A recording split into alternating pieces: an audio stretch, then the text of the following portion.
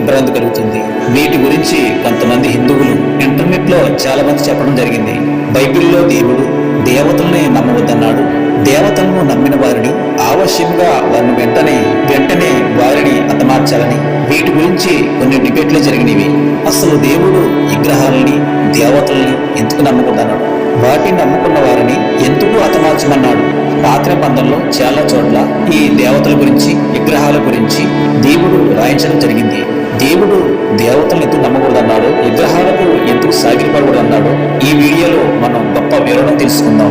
దేవుడు బైబిల్ గ్రంథంలో ఈ మాట అన్నారు. నీతి ఉపదేశ కాండము 5:8 పైన ఆకాశమందే గాని క్రింద భూమి అందే గాని భూమి క్రింద నీళ్లయందే గాని ఉండు దేని కొలకైనా విగ్రహములను చేసుకొనకూడదు, వాటికి నమస్కరింపకూడదు, వాటిని పూజింపకూడదు.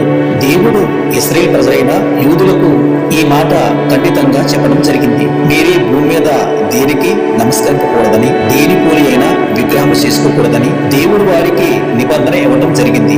మరి యొక్క చోట మనం చదువుకుంటే దివ్య ఉపదేశ కాండము 8:19 నీవు ఏమాత్రమైనను నీ దేవుడైన యెహోవాను మరిచి ఇతర దేవతలను అనుసరించి పూజించి నమస్కరించిన ఎడల మీరు నిశ్చయముగా చనిపోదురని నేడు మిమ్మల్ని గురించి నేను సాక్ష్యము కలిగి ఉన్నాను. దేవుడు మరి యొక్క చోట ఇలా రాయించాడు. నీతి ఉపదేశ కాండము 12:2 మీరు స్వాధీనపరచుకుని పోవు జనులు గొప్ప పర్వతముల మీదనేమి మెట్ల మీదనేమి పచ్చని చెట్ల కిందనేమి ఎక్కడైతే తమ దేవతలు పూజించరో ఆ స్థలములన్నిటినీ మీరు గుర్తుగా పాడు చేయవలను. వారి బలిపీఠములు పడద్రోసి వారి విగ్రహములు పడగొట్టి వారి దేవస్తంభములను అగ్నితో కాల్చి వారి దేవతల ప్రతిమలను పోలద్రోసి వాటి పేర్లు అచ్చట లేకుండా నశింప చేయవలను. ఇలాగా చాలా చోట్ల దేవతల గురించి విగ్రహాల గురించి దేవుడు చాలా చోట్ల రాయించారు. దేవుడు ఇశ్రాయేలు ప్రజలైన యూదులను వారు ఐగుప్తు దేశంలో బానిసలుగా ఉన్నప్పుడు పాలు తేనెలు ప్రవహించు దేశాన్ని తీసుకెళ్తానని వారికి వాగ్దానం చేసి మోసే ద్వారా వారికి నిబంధన చేసి వారు ఐగుప్తు దేశం నుండి కనాను వెళ్లే దారిలో వారికి ఈ మాటలు చెప్పడం జరిగింది. మనం దేవతల గురించి విగ్రహాల గురించి దేవుడు చెప్పాడు. సరే, అసలు వారిని ఎందుకు నమ్మొద్దన్నారో, కనాను దేశం ప్రజలు వారు ఏం చేస్తే దేవుడు నమ్మొద్దన్నాడు, అన్య ఆచారాలను దేవుడు ఎందుకు నమ్మొద్దన్నాడో వారి గురించి అసలు వివరాలుగా తీసుకుంటే కనానీయులకి దేవుడు అంటే విశ్వాసం ఉండేది, కానీ వారిని పుట్టించిన దేవుని తెలుసుకోకుండా ఆయన మానవులకి ఇచ్చిన ప్రకృతిని పూజించేవారు. ఇంకొక సంఘటన ఏంటంటే వారు దేవతలను నమ్మి ఆ దేవతల పేరట వారి పిల్లల్ని అగ్నిహోమంలో వేసేవారు, వారి పిల్లలను బలించేవారు. మనం బైబిల్ గ్రంథం చదువుకుంటే నీతి ఉపదేశ కాండము 12:31 తమ దేవతలకు వారు చేసినట్లు నీవు నీ దేవుడైన యెహోవాను గురించి చేయవలదు. ఏలయనగా యెహోవా దేశించు ప్రతి హేయక్రియను వారు తమ దేవతలకు చేసిరి. వారు తమ దేవతల పేరట తమ కుమారులను అగ్నిహోత్రములో కాల్చివేసేదురు కదా. ఈ కనానీ ప్రజలు వారి పిల్లల్ని దేవతలకు బలిపించేవారు. మనము విశేషంగా తెలుసుకుంటే దేవుడు ఎప్పుడూ కూడా నలబలి కోరడు. మనము అబ్రహాం గురించి తెలుసుకుంటే దేవుడు అబ్రహాముని తన కుమారుడైన ఇసాకుని బలిగా అర్పించమన్నాడు, కానీ దేవుడు ఇసాకుని తీసుకోలేదు. అక్కడ దేవుడు అబ్రహాము విశ్వాసాన్ని తెలుసుకునడానికి ఇసాకుని బలిగా ఇవ్వడం జరిగింది.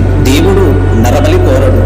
మళ్ళీ మనము కనానీయుల గురించి తెలుసుకుంటే మరి ఒక చోట మనం చదువుకుంటే నీతి ఉపదేశ కాండము 4:17 ఎగురు రెక్కల గల ఏ పక్షి ప్రతిమకైనను నేల మీద ప్రాకు ఏ పురుగు ప్రతిమకైనను భూమి కిందనున్న నీళ్ల నదులు ఏ చేప ప్రతిమకైనను ఆడు ప్రతిమను గాని మగ ప్రతిమను గాని ఏ స్వరూపము కలిగిన విగ్రహమును మీ కొరకు చేసుకొనకూడదు. ఆకాశం వైపు కనులెత్తి సూర్య చంద్ర నక్షత్రములైన ఆకాశ సైన్యమును చూసి మరలు గొలుపుకుడి. నీ దేవుడైన యెహోవా సర్వాకాశం కిందనున్న సమస్తం ప్రజల కొరకు పంచి పెట్టువాడికి నమస్కరించి వాటిని పూజింపకుండునట్లును మీరు బహుగా జాగ్రత్త పడుడి.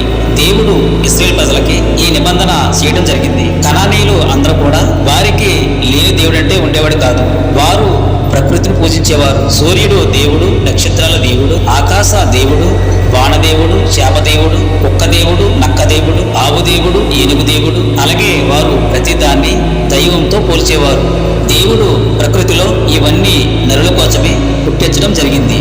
మనం ఆది కాండము 1వ అధ్యాయం నుంచి 2వ అధ్యాయం చదువుకుంటే ఈ సృష్టి అంతా నరుల కోసమే చేసినట్టు కాపాడుతుంది. ఇవన్నీ దేవుడు మానవుడికి ఇస్తే వారు దేవుడిని పూజించకుండా సృష్టిని పూజిస్తుంటే ఆయనకి మనోవేదన కలిగి వారి పిల్లలు కూడా దేవతల కింద విగ్రహాలు చేసి వారి పిల్లల్ని బలిగా అర్పించేవారు. వారి పిల్లల రక్తాన్ని విగ్రహాల తల మీద పోసి అభిషేకించేవారు. అలాగే మనం ఈజిప్ట్ లో కూడా చూస్తే అక్కడ కొన్ని పిరమిడ్లు ఉండేవి. ఆ ఈజిప్టు ప్రజలందరూ కూడా వారికి లేని దేవుడు అంటే ఉండేవారు కాదు. సూర్య చంద్ర నక్షత్రములు, ఆవు గీది కుక్కలు చేపలు పాములు మొసలి కప్పలు వారికి 1000కి పైగానే వారికి దేవుళ్ళు ఉండేవారు. వారు కూడా పిల్లల్ని బలిగా అర్పించేవారు. మీరు ఇప్పుడు ఈజిప్ట్ వెళ్ళి అక్కడ మీరు చూసిన అవన్నీ కూడా మీకు దర్శనమిస్తాయి. ఈజిప్టు అనగా బైబిల్లో ఐగుప్తు దేశం అని అర్థం. అలాగే మన దేశంలో కూడా పూర్వము పిల్లల్ని దేవతలు బలిగా అర్పించేవారు. భర్త చనిపోతే ఆ స్త్రీని కూడా భర్తతో కట్టెల మీద తగలబెట్టేవారు. ఇవి దేవునికి నచ్చక దేవుడు అబ్రహాంని ఎన్నుకుని అబ్రహాం ద్వారా ఇసాకుని, ఇసాకు ద్వారా యాకోబుని, యాకోబుతో నిబంధన చేసుకుని వారి కుమారులకి ఆ దేశాన్ని ఇస్తానని వారికి ఆజ్ఞలిచ్చి ఆ దేశాన్ని ఇవ్వటం జరిగింది. దేవుడికి మానవులు తన ఇష్టం వచ్చినట్టు చేస్తే దేవుడు అయ్యి అంగీకరింపడు. ఆయన మాట విన్న వారికే ఆయన లక్ష్య పెడతాడు. దీంట్లో మనం తెలుసుకున్నది కనానీ దేశం వాళ్ళు దేవతలకు విగ్రహాలకు వారి పిల్లల్ని బలిగా అర్పించేవారు. వారు ఈ ప్రకృతి ఇచ్చిన దేవుణ్ణి పూజించడం మానేసి ఈ ప్రకృతిని పూజించేవారు. అందుకనే దేవుడు దేవతలను విగ్రహాలను నమ్మద్దన్నారు.